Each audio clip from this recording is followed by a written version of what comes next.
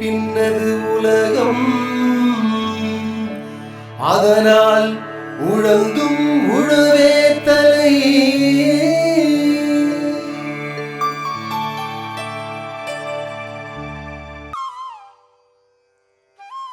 ஒவ்வொரு கிராமத்திலும் பண்ணை சேவை மையம் இருக்க வேண்டும். அதில் விவசாயிகள் பயன்படுத்தும் கருவிகள் இருக்க வேண்டும். கிராம பள்ளிகளை வசதியில்லாமல் ஆக்கிவிட்டு பட்டணத்திற்கு அனுப்புகிறார்கள். உன் கிராமம் உருப்படாது என்று சொல்லாமல் சொல்லுகிறார்கள். பெற்றோராசிரியர் சங்கத்தை வலுவாக்கி பள்ளியை சுற்றி மரங்கள் வளர்த்து பள்ளிக்கு தேவையான உணவை உற்பத்தி செய்யும் வேலையில் இறங்க வேண்டும். தேனீ வளர்ப்பு விவசாயத்தில் முக்கியமாக அயல் மருந்து சேர்க்கை நடைபெறுவதற்காக தேனீ வளர்ப்பு நம்ம வளர்க்குறோம். அயல் மருந்து சேர்க்கை மூலமாக 20% நமக்கு விளைச்சல் அதிகரிக்கிறது. அடுத்ததாக தேனீ வளர்ப்பின் மூலமாக உபரி வருமானம் நமக்கு கிடைக்குது. சுய தொழிலாகவும் தேனீ வளர்ப்பை நம்ம பயன்படுத்தலாம். தேனீ வளர்ப்பு அப்படின்னு பார்த்திங்கன்னா தேனீகளில் தேனீ வகைகள் முக்கியமாக 4 தேனீ வகைகள் உண்டு. அதில் நமக்கு மலை தேனீ, கொம்பு தேனீ, இந்தியன் தேனீ, இத்தாலியன் தேனீ என்ற 4 முக்கியமான வகைகள் உண்டு. இந்த 4 வகைகளில் மலை தேனீ, கொம்பு தேனீ இந்த 2 வகைகளை நாமளால் வளர்க்க இயலாது. ஏன் வளர்க்க இயலாது அப்படின்னா, மலை தேனியினுடைய கொட்டும் தன்மை கொஞ்சம் அதிகமாக இருக்கும். உயரமான இடங்களில் தான் அதனுடைய தேன் கூடு கட்டும். அதனால் நம்ம அதை வளர்க்குறதுக்கு நமக்கு ஏதுவாக இருக்காது. கொம்பு தேனின்னு பார்த்திங்கன்னா, கொம்பு தேனி பொதுவாக பார்க்கக்கூடிய மரங்கள், வேலி மரங்கள், கருவேலி மரங்கள், நம்ம சுற்றுச்சூழலில் உள்ள மரங்களில் அதனுடைய கூடு மிக சிறுசாக ஒரு கையளவு தான் அந்த கூட்டின் அளவு இருக்கும். அதனால் நமக்கு தேனியுடைய ஈல்டு அது கம்மியாக இருக்கிறதுனால அதையுமே நம்ம வளர்க்க இயலாது. அடுத்த கட்டமாக மீத 2 இருக்குது பார்த்திங்களா, இத்தாலியன் தேனி, இந்தியன் தேனி. இந்த 2 நம்மளால் நம்மளுடைய சூழ்நிலையில் செயற்கையாக நம்மளால் வளர்க்க முடியும். இந்த 2ஐயுமே பார்த்திங்கன்னா நம்ம தேனி பெட்டிகளில் வச்சு இதை வளர்க்கலாம். இந்த 2 இத்தாலியன் தேனி, இந்தியன் தேனி இந்த 2லேயுமே எது நம்மளுடைய சூழ்நிலைக்கு இந்தியன் தேனி தான் வளர்க்கறதுக்கு உகந்ததாக இருக்கும். இந்தியன் தேனி வருடத்திற்கு ஒரு பெட்டியிலிருந்து 5 முதல் 8 கிலோ தேன் கொடுக்குற மாதிரியானது இருக்குது. ஏன் அப்படின்னா, இந்த இந்தியன் தேனி உங்களுக்கு 1க்கும் மேற்பட்ட தேன் அடைகள் கட்டக்கூடிய குணங்கள் இருக்குது. அதனால் இந்த இந்தியன் தேனியும் வளர்க்குறதுக்கு நமக்கு தோதுவாக இருக்குது.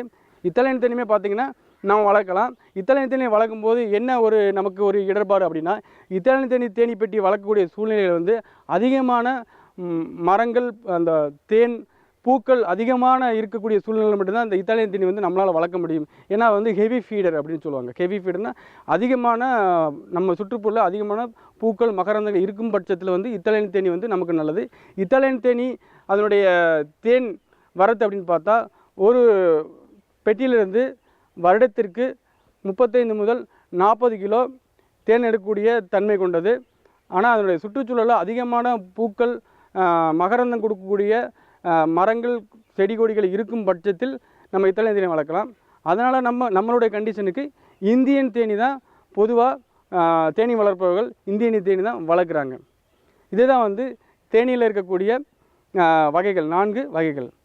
அடுத்த கட்டமாக நம்ம பார்க்க போகிறது தேனியினுடைய இனங்கள். தேனியினுடைய இனங்கள் அப்படின்னு பார்த்துக்கிட்டோம்னா, ஒரு பூச்சி அப்படின்னு எடுத்துக்கிட்டோம்னா ஆண் பூச்சி, பெண் பூச்சி இந்த 2 மட்டும்தான் நமக்கு பொதுவாக இருக்குது. தேனி இனங்களில் பார்த்திங்கன்னா ஆண் தேனி, ராணி தேனி, வேலைக்கார தேனி ஒரு குழுவாக இருக்குது. ஒரு தேனி பெட்டியில் பார்த்திங்கன்னா ஒரு 25,000 முதல் 30,000 தேனீக்கள் இருக்கும். ஒரு தேன் கூட்டில் பார்த்திங்கன்னா ராணி தேனி, ஒரு ராணி தேனி, நூற்றுக்கணக்கான ஆண் தேனி, 1000க்கும் அதிகமான வேலைக்கார தேனீக்கள் இருக்குது. இதில் ராணி தேனியுடைய பங்கு அப்படின்னு பார்த்தா, ராணி தேனி அதனுடைய முக்கியமான பணியே முட்டையிடுதல். முட்டையிட்டு கூட்டை பெருக்குவது முக்கியமான பணியாக ராணி தேனியுடைய பணி இருக்குது. ராணி தேனி இது மட்டுமல்லாது அந்த ராணி தேனியிலிருந்து சுரக்கக்கூடிய திரவங்கள் வேலைக்கார தேனீக்கள் முட்டையிடாத தன்மையை கொண்டுள்ளது. அடுத்ததாக பார்த்தோன்னா ஆண் தேனி. ஆண் தேனியுடைய பணி அப்படின்னு பார்த்தோன்னா, ஆண் தேனி வந்து பெண் தேனியுடைய இணைந்து இனப்பெருக்கத்திற்கு பயன்பாட்டுக்கு மட்டும்தான் இருக்குது. இது வந்து தேனி எதுவுமே கொடுக்காது.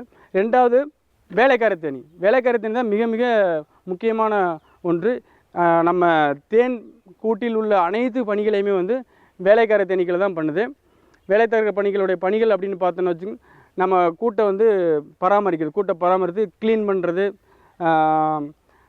புழுக்களுக்கு இளம் தேன் புழுக்களுக்கு உணவு ஊட்டுதல், பெட்டியில் பாதுகாத்தல், அடுத்து நம்ம வெளியில் வயல்வெளிகளில் போயிட்டு மகரந்தம் தேன்கள் சேகரித்து பாதுகாக்கிறது தான் வந்து இதனுடைய வேலைக்கார தேனியுடைய முக்கியமான பணிகள்.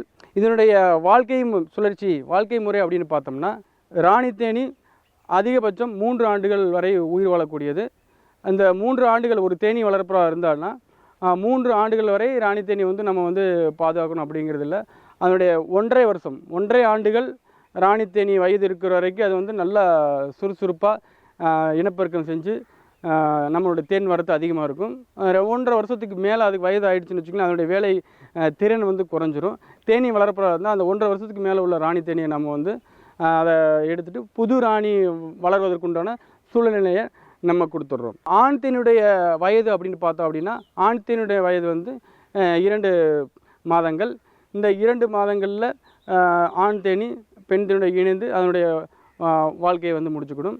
அடுத்ததாக வேலைக்கார தேனி. வேலைக்காரத்துடைய வயது அப்படின்னு பார்த்தீங்கன்னா 6 வாரங்கள். இந்த 6 வாரங்களில் முதல் 3 வாரங்கள் கூட்டு உள்ளே இருக்கக்கூடிய வேலைகளை பண்ணும். கூட்டுக்குள்ளே இருக்கக்கூடிய வேலைகள் அப்படின்னா வந்து கூட்டை வந்து சின்ன சின்ன மகரந்தம் தேனெல்லாம் எடுத்து சேகரிக்கும் போது அதனுடைய துகள்கள் வந்து தேனி பெட்டியின் கீழே வந்து விழுக ஆரம்பிக்கும். ஸோ அந்த துகள்கள் எல்லாத்தையுமே க்ளீன் பண்ணுற ஒர்க் எல்லாமே பண்ணும். அப்புறம் இளம் புழுக்களுக்கு உணவு அளித்தல், உணவு அளிக்கிறது முக்கியமான பணி.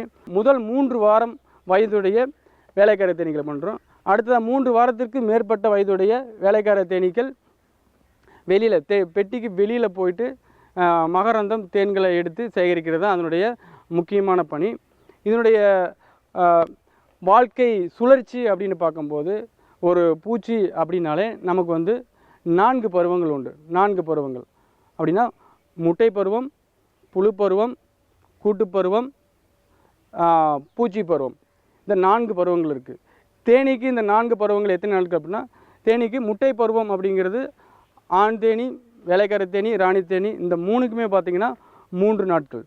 புழு பருவம் அப்படின்னு பார்த்திங்கன்னா ராணி தேனிக்கு 3 நாட்கள், ஆண் தேனிக்கு 5 நாட்கள், வேலைக்கார தேனிக்கு 7 நாட்கள். இதுதான் பார்த்திங்கன்னா புழு பருவத்தினுடைய வாழ்நாள். அப்புறம் கூட்டு பருவம் அப்படின்னு பார்த்தோம்னா ராணி தேனிக்கு 8 நாட்கள், வேலைக்கார தேனிக்கு பார்த்திங்கன்னா உங்களுக்கு 15 நாட்கள், ஆண் தேனிக்கு 17 நாட்கள். இதுதான் வந்து அதனுடைய கூட்டு பருவம். இதுதான் அதனுடைய வாழ்க்கை சுழற்சி அப்படின்னு பார்த்தோன்னா தேனீக்குள்ளே வாழ்க்கை சுழற்சி. அடுத்த கட்டமாக நம்ம பார்க்கக்கூடிய தலைப்பு பார்த்திங்கன்னா தேனீ வளர்ப்பிற்கான உபகரணங்கள். இதுதான் வந்து நம்ம தேனீ வளர்ப்பில் முக்கியமான ஒரு அங்கம். ஏன்னா நம்ம எந்த ஒரு தொழில் எடுத்தாலுமே அதனுடைய உபகரணங்கள் தான் முக்கிய பங்கு வகிக்கிறது. அந்த வகையில் தேனீ வளர்ப்பில் உபகரணங்கள்னு நம்ம முதல்ல பார்க்கக்கூடியது வந்து தேனீ பெட்டி. தேனீ பெட்டி தான் வந்து தேனீ வளர்ப்புக்கு முக்கியமான மூலதனம். இந்த தேனீ பெட்டி அதனுடைய பாகங்கள், தேனீ பெட்டி தேக்கு மரம், மகாகனி இந்த மாதிரியான மரப்பலகைகள் மூலமாக செய்யப்பட்டிருக்கும். தேனீ பெட்டியுடைய பாகங்கள் அப்படின்னா இதில் வந்து அடித்தட்டு கீழே இருக்கும். ஒரே பலகைகளால் ஆனதுன்னா ரொம்ப ரொம்ப நல்லதாக இருக்கும். இந்த அடித்தட்டு பார்த்திங்கன்னா உங்களுக்கு மற்ற புழு அறை, தேன் அறை, மூடி இதை காட்டிலும் வெளியில் வந்து உங்களுக்கு வந்து கொஞ்சம் 1 இன்ச்சு நீளம் அதிகமாக இருக்கும். ஏன்னா வரக்கூடிய ஈக்கள் வந்து இங்கே இடத்துல உட்காந்து உள்ளே போக ஆரம்பிக்கும். உள்ளேருந்து வரக்கூடிய ஈக்கள் இந்த நின்றுட்டு வெளியே போகிறதுக்கு ஏதுவாக இருக்கிறதுக்காக இந்த அடித்தட்டில் நமக்கு அடிப்பலகையில் 1 இன்ச்சு நீளம் அதிகமாக இருக்கும். அடுத்து 2வது நம்ம பார்க்கக்கூடியது பார்த்திங்கன்னா புழு அறை. இந்த புழு அறை தேனறை காட்டிலும் கொஞ்சம் நல்லா ஹைட்டு அதிகமாக இருக்கும். இந்த புழு அறையில் உள்ளே பார்த்திங்கன்னா 6 சக்கைகள் நமக்கு இருக்கும். இந்த மாதிரி 6 சக்கைகள் நமக்கு உள்ள வரிசையாக அடுக்கி வச்சுருக்கோம். இதுதான் வந்து நமக்கு புழு அறை. அடுத்ததாக நம்ம பார்க்கக்கூடியது வந்து தேன் அறையில் தான் நமக்கு வந்து கீழே புழு அறைகள் அதிகமான தேன் வரத்து காலத்தில் எண்ணிக்கையில் அதிகமாகும், தேன் வரத்து அதிகமாக ஆரம்பிச்சிடும். தேன் வரத்து அதிகமானோடனே மேலே தான் தேனை வைக்க ஆரம்பிக்கும். அதுக்காக தான் நம்ம பயன்பாடு தான் தேன் அறை. இது பார்த்திங்கன்னா மூடி. தேன் வரத்து காலங்களில் அதிகமான காலங்களில் இந்த இடத்துலையும் தேனி ஈக்கள் வந்து ஓட்ட ஆரம்பிச்சிடும். இது வந்து மூடியை வச்சுக்கலாம். இந்த தேன் அறையிலையுமே உங்களுக்கு கட்டுறதுக்காக இந்த மாதிரியான ஒரு 6 சக்கைகள் நமக்கு இருக்கும். நம்ம எப்போவுமே வந்து தேன் எடுக்கணும் அப்படின்னு நம்ம முடிவு பண்ணிட்டோம்னா தேன் அறையில் மட்டும்தான் தேன் எடுக்கணும். எங்கேயுமே வந்து கொஞ்சம் கொஞ்சம் தேன் இருக்கும், புழு அறையிலையுமே கொஞ்சம் கொஞ்சம் தேன் இருக்கும். இதை எடுக்கவே கூடாது. நமக்கு தேன் வேணும் அப்படின்னா தேன் அறையில் தேன் வைக்கிற வரைக்கும் நம்ம வந்து கண்டிப்பாக வந்து காத்திருக்கணும். இந்த தேன் அறையில் தேன் வந்தோடனே நம்ம வந்து தேன் எடுக்கக்கூடிய ப்ராசஸுக்கு நம்ம போயிடலாம். அடுத்த கட்டமாக நமக்கு பார்க்கக்கூடிய உபகரணங்களில் க்ளவுஸு. இந்த க்ளவுஸ் நம்ம தேனி பெட்டியை நம்ம கண்காணிக்கிறதுக்கு இந்த மாதிரி பயன்படுத்தும் போது கைகளில் கொட்டு வாங்காமல் இருக்குது இந்த க்ளவுஸை நம்ம வந்து போட்டுக்கிறோம். க்ளவுஸை போட்டு அடுத்த கட்டமாக வந்து நமக்கு முகவலை. இந்த முகவலை வந்து நமக்கு வந்து டைட்டாலாம் இருக்காது, நல்லா லூஸ் ஃபிட்டிங்காக தான் இருக்கும்.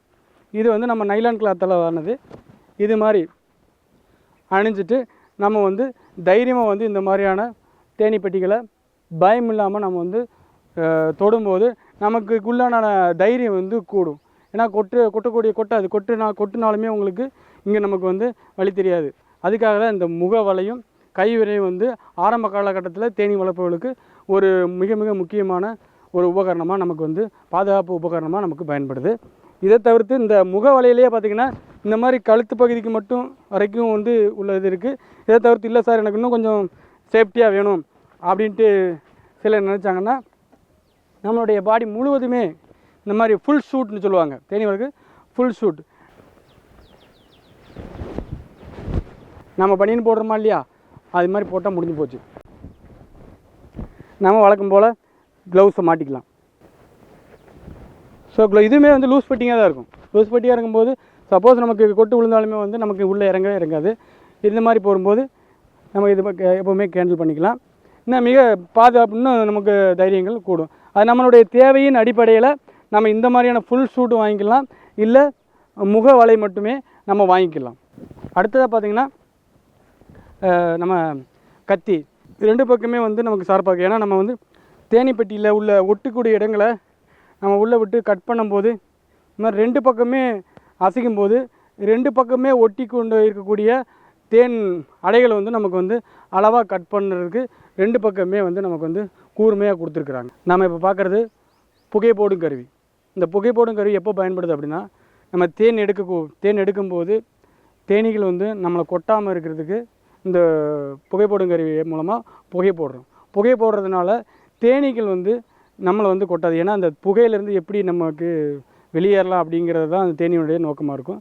புகை போடும்போது இந்த புகையிலிருந்து தேனீகள் பாதுகாக்கிறதுக்காக நம்மளை கொட்டாமல் வெளியில் அங்கங்கே போயிடும். நம்ம வந்து பாதுகாப்பாக நம்ம வந்து தேனை எடுத்துடலாம். அதுக்கு தான் இந்த புகை போடும் கருவி பயன்படுது. நம்ம இப்போ பார்க்குறது தேன் எடுக்கும் கருவி. தேன் எடுக்கும் கருவி மிக மிக முக்கியமானது. இந்த தேன் எடுக்க பயன்படுத்துறதுனால தான் வந்து நம்ம தேன் அடைகள் வந்து வீணாகிறது தடுக்கப்படுகிறது. வீணாக தடுக்கப்படுறது இல்லாமல் வந்து அந்த தேன் வரத்து காலங்கள்லேயும் வந்து அதே தேனடையில் தேன் எடுத்ததுக்கப்புறம் காலியான தேனடையில் வைக்கும்போது கண்டினியூஸாக நமக்கு வந்து தேன் வரத்து கிடைக்கிறதுக்கு இந்த தேன் எடுக்கும் கருவி மிக மிக முக்கியமானது. இந்த தேன் எடுக்கும் கருவிகளை பார்த்திங்கன்னா இந்த மாதிரியான உள்ள ஒரு ட்ரே இருக்கும், ட்ரம் இருக்கும். இந்த ட்ரம்மில் நாம் தேன் பெட்டியில் இந்த மாதிரி தான் ஃப்ரேம் உள்ளே அடுக்கி வச்சுருக்கோம். இது நம்ம எடுத்து தேனீகள் எல்லாமே வந்து புகை போடும் கருவி மூலம் விரட்டினதுக்கப்புறம் இந்த ஃப்ரேமில் நாம் தேன் அடைகளை மூடியை வந்து கட் பண்ணி விட்டு உள்ளே ஒரு மாதிரி வச்சோன்னே நாம் மெதுவாக இந்த மாதிரி சுற்றும் போது மைய விளக்கு விசை காரணமாக நமக்கு தேன் எல்லாமே வந்து இந்த ட்ரம்மில் சைடில் எல்லாமே வந்து நமக்கு சேகரிக்கப்பட்டுரும். எடுத்ததுக்கப்புறம் இந்த ஃப்ரேமையை நம்ம மறுபடியும் எடுத்து எந்த பாக்ஸில் நம்ம எடுத்தோமோ அந்த பாக்ஸில் வந்து நாம் இந்த தேன் அடையை வச்சிடலாம். இந்த தேன் எடுங்கிறதுல மிக மிக முக்கியமான என்னென்னா, நம்ம அந்த தேன் அடைகள் வந்து மறுபடியும் அதே தேன் கூட்டில் வைக்க ஆரம்பித்தோம். அதே தேன் கூட்டில் வைக்கும்போது தேன் வரத்து காலங்களில் நமக்கு தொடர்ச்சியாக வந்து தேன் வந்து அந்த இதில் வைக்க ஆரம்பிச்சிடும். இதுதான் வந்து இந்த தேன் எடுங்கிற மிக மிக முக்கியமான பணி.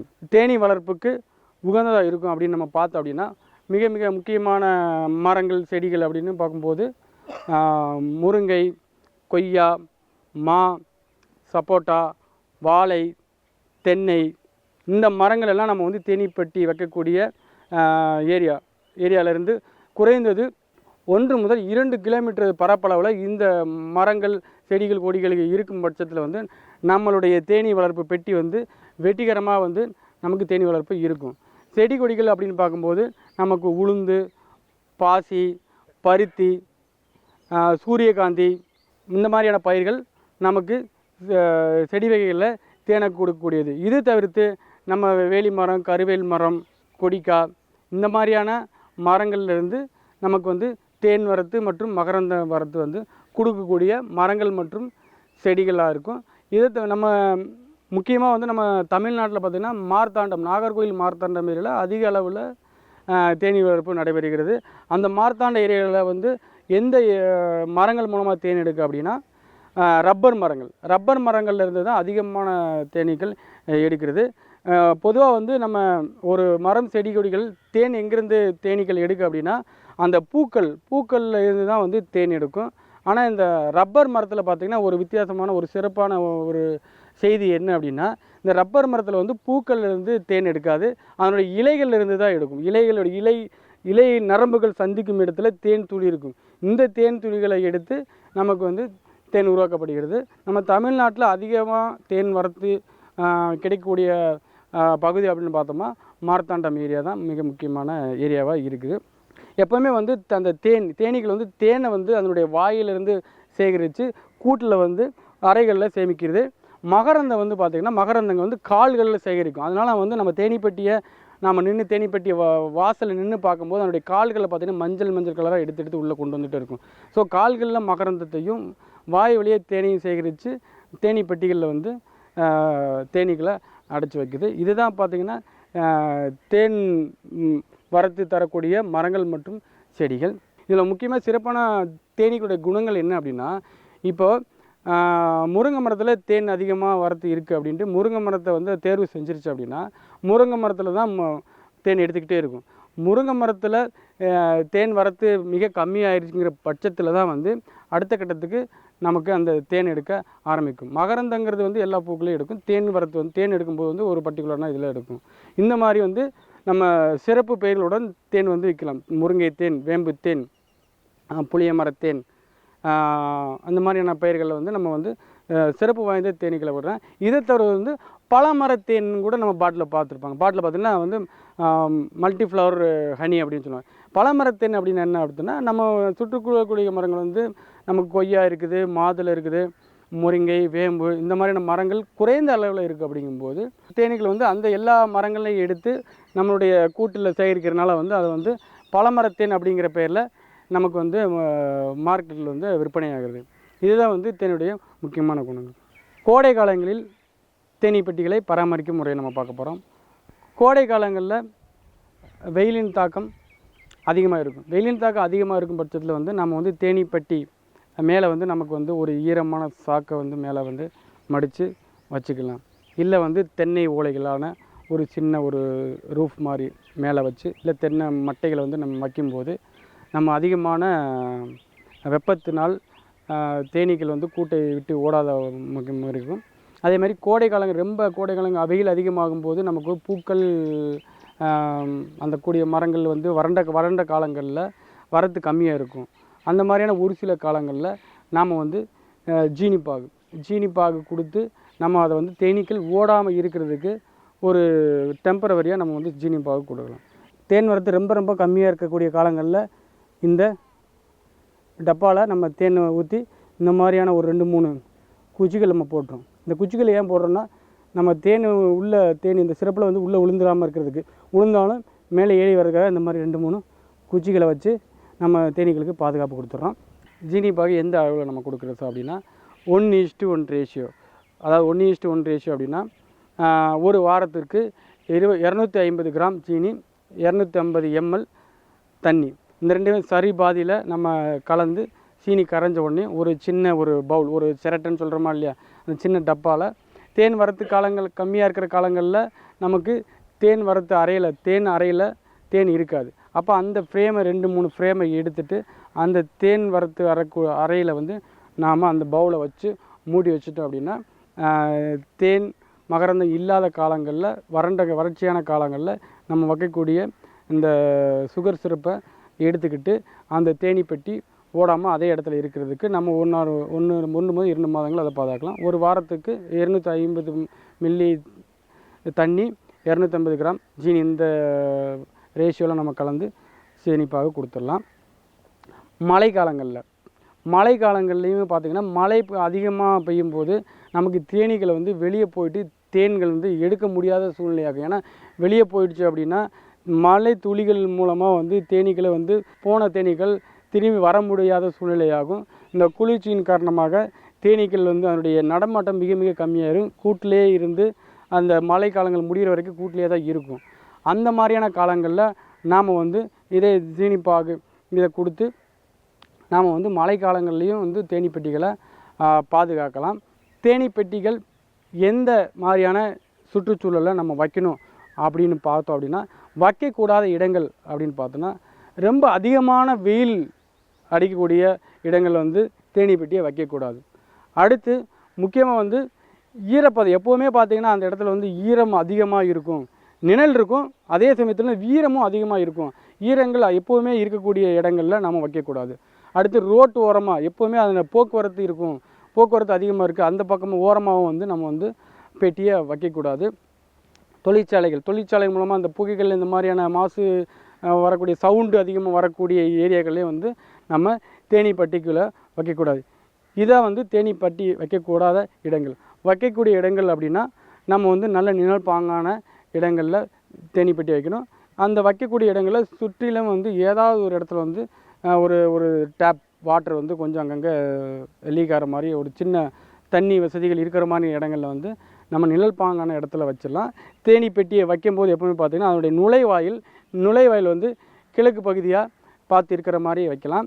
தேனி பெட்டியை நம்ம எப்போவுமே போய் பார்க்கும்போது அந்த நுழைவாயில் முன்னாடி நம்ம போய் மறைச்சிட்டு நின்றுட்டு நம்ம தேனி பெட்டியை கண்காணிக்கக்கூடாது. அந்த நுழைவாயிலை விட்டுட்டு மற்ற சைடில் இருந்து நம்ம வந்து தேனி பெட்டியை ஹேண்டில் பண்ணலாம். இதுதான் வந்து தேனி பட்டி வைக்கக்கூடிய இடங்கள், வைக்கக்கூடாத இடங்கள். மண்ணில் மறுமலர்ச்சி, வாழ்வில் புது எழுச்சி, மக்கள் தொலைக்காட்சி. மாறும் காலங்களில் மலரும் பூமி இது, இதுவே ஊரக வளர்ச்சி. மலரட்டும் மலரட்டும் மலரட்டும், மலரும் பூமி இங்கு மலரட்டும். மலரும் பூமி இது கிராமிய பொருளாதார மேம்பாட்டு நிகழ்ச்சி.